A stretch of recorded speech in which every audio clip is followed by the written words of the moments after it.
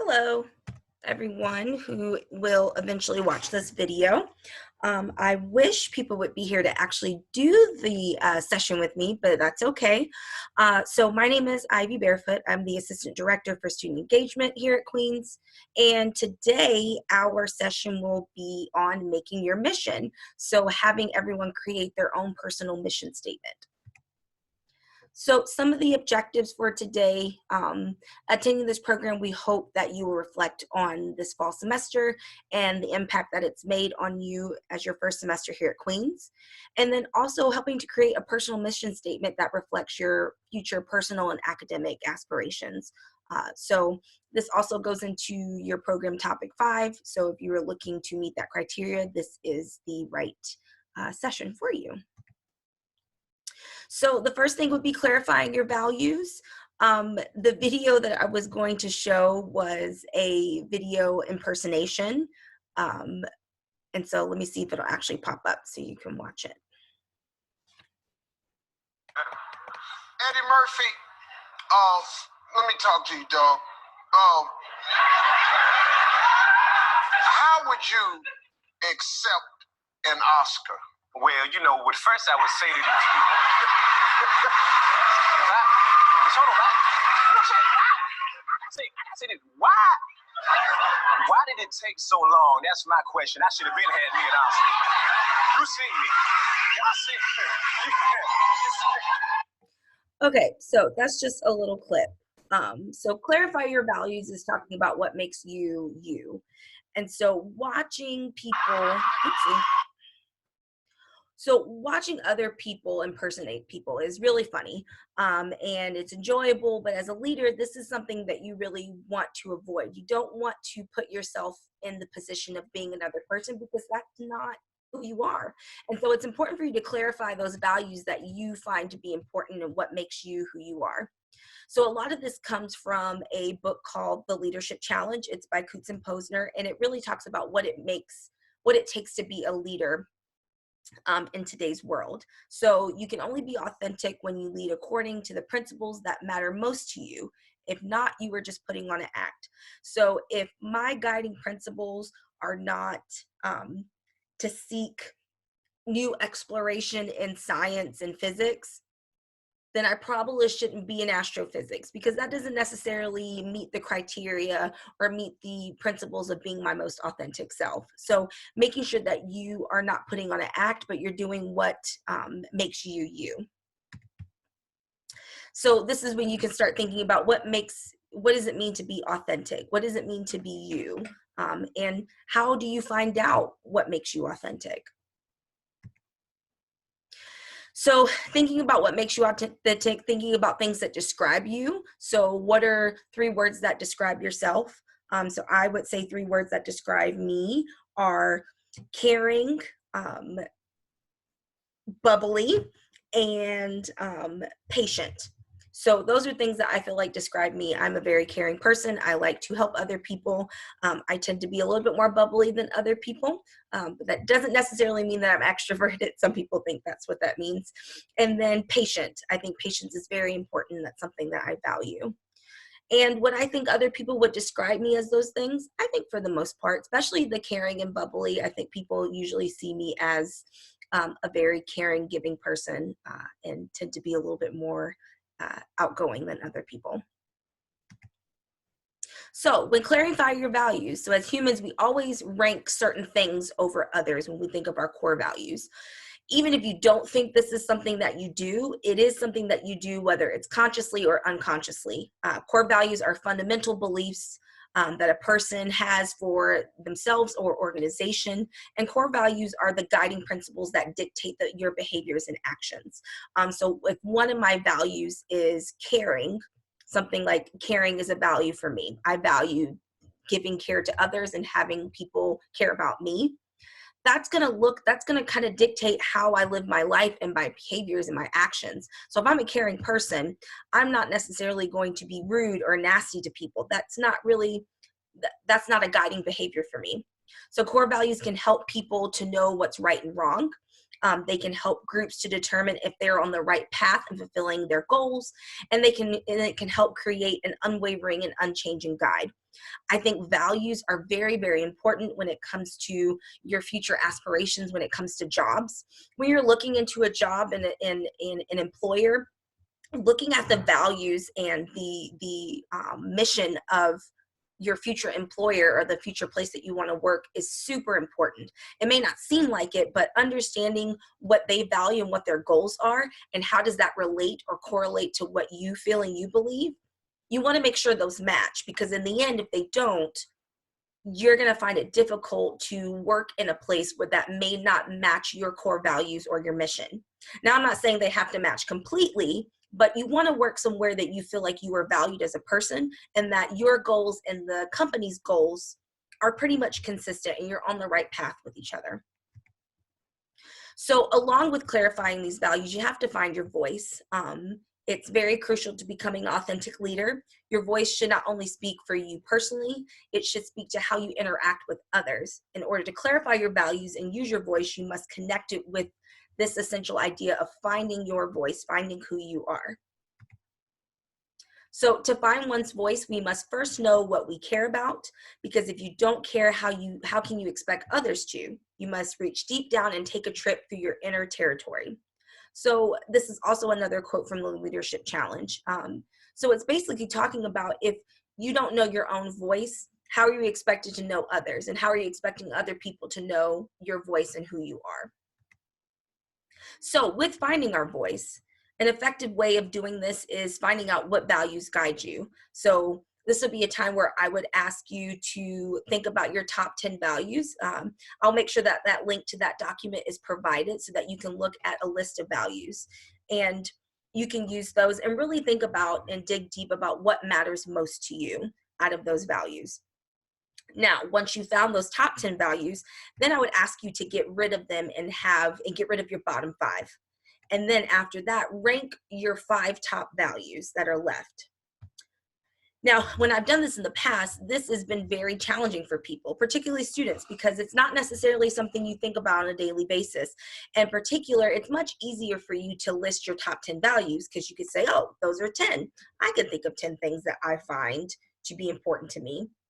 But then when it comes down to ranking those values that are left, those 5 values that are left, that's when it becomes really challenging, because you're then trying to figure out which of those matter most to me, which one of those are the most effective in guiding me in my life and my dreams and my aspirations, whether it's personal or academic, and how do I pick out my number 1 value. Now, some people that may be easier if you are a very religious person and one of your values is faith. That may be the very first one. You may have absolute no problem saying that is my number 1 value. But for some people, it may not be as easy. So when you do this, I really want you to take the time and think about what these values mean to you and how challenging is it for you to rank them from 1 to 5 with your top 5. So thinking about a mission statement. So now that you've kind of taken the time and looked at your values and what's important to you, these are a couple things about mission statements. So mission statements should be no more than a single sentence long. So you don't want it to be a paragraph, because a mission statement should be something that you can say, rather quickly. A mission statement should be understood at least by a 12-year-old. Now, sometimes people like to be very eloquent and they use a lot of big fancy words, which is great. But if that's taking the place of actually what your mission is and what you feel like it should be representing, then you may want to leave some of those fancy filler words out of a mission statement. And this one's kind of a little over the top, but you should be able to recite this by memory. Maybe not necessarily by gunpoint, but this should be something that should come easy to you and you should be able to think up on the top of your head. So some examples of mission statements from famous people. Things like Lincoln saying, preserve the Union during the Civil War. FDR, if you don't know who FDR is, Franklin Delano Roosevelt, talking about ending the Depression in the 1930s, going into the 40s. Nelson Mandela, who is the former prime minister to South Africa, about ending apartheid. And then Mother Teresa showing mercy and compassion to the dying. So very simple, very easy things for people to remember. And not really over the top. It kind of sticks to exactly what these individual people were looking at when they wrote this statement. So some false assumptions about mission statements. People feel like they have to be grand and they have to help a lot of people. If that's not your goal in life, then it doesn't need to necessarily meet that criteria. My job or my career goals is my mission. They can be a part of your personal mission statement, but that doesn't have to be the sole purpose of your mission statement. Remember, your job is just a job. You are an individual and you want that job to fit you, not necessarily you fitting that job.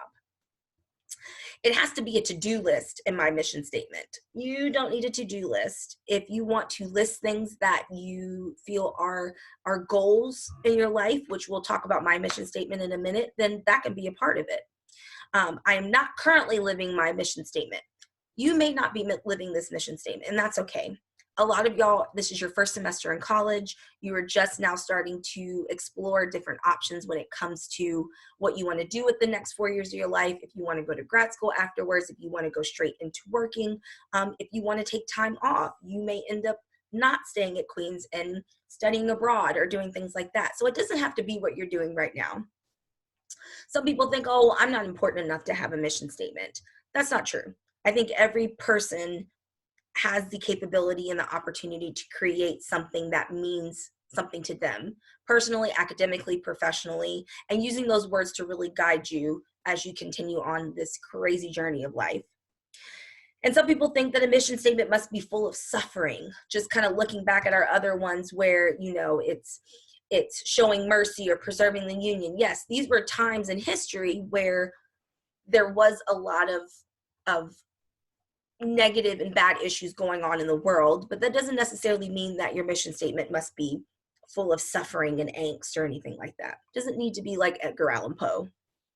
It could be it could be what it means to you. So, my mission statement. So I made this mission statement about 5 years ago when I was in graduate school. And my mission statement is, I am devoted to the idea that every person can be changed for the better through encouragement, commitment, and education. So this mission statement not only is for my career aspirations at the time, but this mission statement really goes for anything in my life.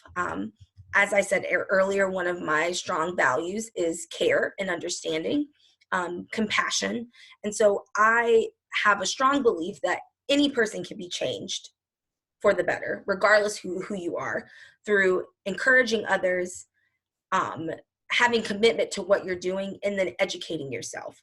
Now, does that mean that I feel that every person, if you have committed a crime, that we can rehabilitate every person? No, not necessarily. Does my mission statement means that there won't be any struggles or challenges during this journey of becoming a better person? No. That encouragement and having commitment is very important. And then re-educating yourself, understanding that it takes knowledge to grow. So this is very important to me. This, like I said, goes beyond just my personal aspirations. It goes to my family.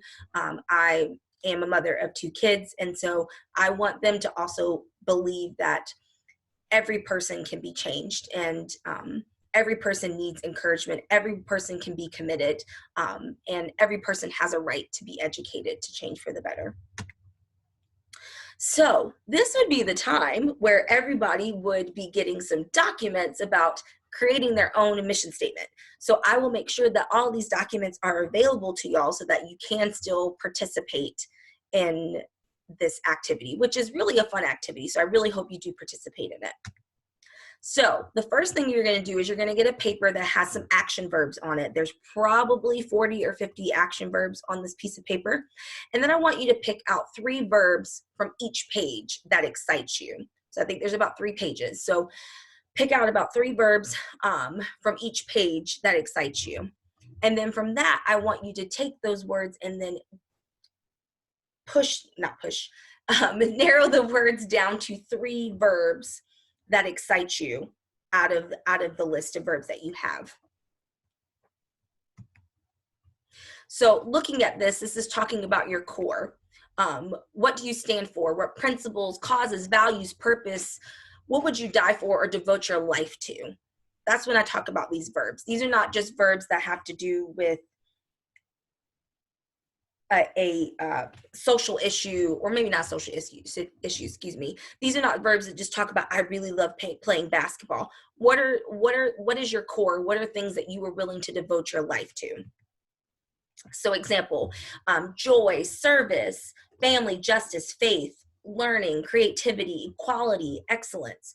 Those are things that you could stand for. These are things that you are willing to either die for or be able to devote your life to. So the next page would have different groups or organizations. Whom are you here to help? So if you are looking at this mission statement in the form of, I want to help X, Y, and Z, looking at different groups and causes that you want to serve, be around, inspire, learn from, and kind of get some type of some positive experiences from. A lot of people look at different groups like church groups, or if you're in fraternity and sorority life, your organizations. Those different groups could be different clubs and organizations that you're a part of on campus. They could be different organizations that you're a part of in your local community. What are things that you want to serve or be around? Who are you here to help? And then you want to look at, what is your top one? What is the group that you are hoping to inspire or learn from? And it's okay if those things look completely different and you end up picking something that you may not have thought about when we first started this session. So looking at now making your mission. So you'll also have a sheet that says your mission statement. And within that sheet, it'll give you different instructions on how to create this mission statement. So it should be pretty easy. It's very straightforward. And this is honestly how I created my own mission statement as well. So you're going to be taking all of these different words, these action verbs, these groups or causes, and you're going to be using them to create this mission statement. And when you do that, I want you to step back and look and think about, does this surprise you? Is this what you thought about when you first started talking about what is my mission in life? Are you surprised? Is it similar to things that you're doing right now? So that if, let's say that you are I'm going to go back to physics because I'm not a physics major. If you are a physics major and you know you want to go into astrophysics and you want to study black holes and, live up to Albert Einstein's theory of relativity and things like that. Is that something that you're doing right now? Is that something you're learning about while you're at Queens? Do you feel like this mission is reflecting what you want what you want in your life at this point? Or is this mission statement really a guiding light to what you want to do in the future? How does it feel when you look at it? Do you feel like it relates to you? Do you feel like you connect? Does it fit you? Does it inspire you? Do you feel like it's a clear mission statement? Now, this is probably something that if you actually are taking the time to do, it may take you a while. You may not be able to get it right at the first go, and that's okay. I had a lot of different rough drafts of what my mission statement was. In the end, I ended up coming with what I had because I felt like that really inspired me the most and it fit me the most. And is anything with your passions, your talents, your gifts, is that also any part of your mission statement? So after this is the fun part. So you have all these action verbs and you have these groups or these causes, and it may sound a little plain to you. You may want it to jazz it up a little bit. So this is when I decided, because I am not an English major, to go to Google or thesaurus and find different words that relate to those action verbs. And then that could also expand your possibility of what that mission statement will look like. So instead of your mission statement, and it still can be very simple, but if you find other words that you feel like, wow, that really fits my mission more than the action verb that I found on the piece of paper that Ivy gave me, that's awesome. Please use it. Please use Madam Google. Please use a thesaurus or a dictionary and really kind of expand that vocabulary and see what fits what you want out of your mission statement. So that is the end. This session would have been a little bit longer if we had some other people participating, but that's okay. I know that we're in this virtual world and things are a little bit more stressful. So if you do end up watching this, I really do appreciate that you take the time, and I really hope that in the end you do get something out of it.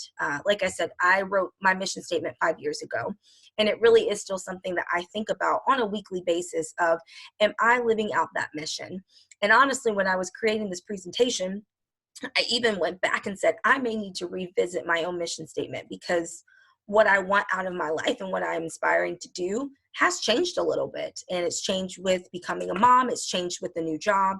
And so knowing that this is not set in stone, this is not concrete, this is something that can change for years and years, just like when you look back maybe at the beginning of high school and things that you valued and what was at your core may look a little bit different after your first year at Queens. So I really hope that you use this to the fullest and you get something out of it. And yeah, I know it's October, so I really hope everyone has a great end of their semester and that all of your midterms went well. And hopefully I will be able to do this presentation again so we can have some fun interactive experiences. So thank y'all so much.